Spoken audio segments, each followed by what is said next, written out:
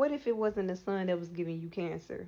Challenging existing ideas and facts is great until you stop at actually finding answers. But don't worry, I did the research, I have some answers for you. Melanoma's existence predates modern sunscreens. Though it can be traced back to ancient Egypt, it was first recognized as an independent medical condition by this guy, René Laennec, the inventor of the stethoscope. But he also coined the term melanose to describe melanoma in 1804.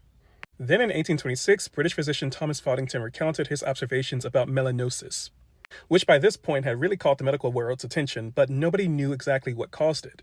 Until 1896, when German physician Dr. Paul Unna made the correlation between sun exposure and carcinoma by observing how it develops on sailors' skin who are frequently exposed to UV light. UV radiation was discovered about 100 years prior to this. He even launched his own sunscreen in 1910 using chestnut extract, but it flopped.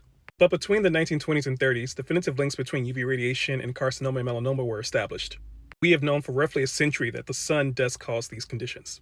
Chemical sunscreens also started appearing in the 1930s, like this one from 1936 by L'Oreal Ombre Solaire, which is really more of a tanning oil. It used phenolsalicylate to block out UV light, but for the rest of the 20th century, it's pretty much mineral sunscreen focused. Chemical sunscreen use did not really boom until the 21st century. But as far as their cancer risk, there are no known links that chemical sunscreen filters can cause skin cancer.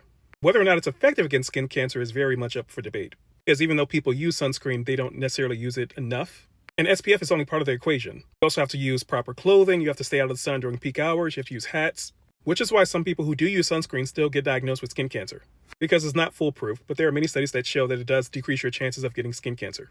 As to the cancer it might be associated with, if it's contaminated with benzene, which are usually aerosol chemical sunscreens, that might pose a risk. But there's no definitive study on that either. And benzene is most associated with leukemia, and I cannot find any sunscreen studies linking sunscreen usage with leukemia.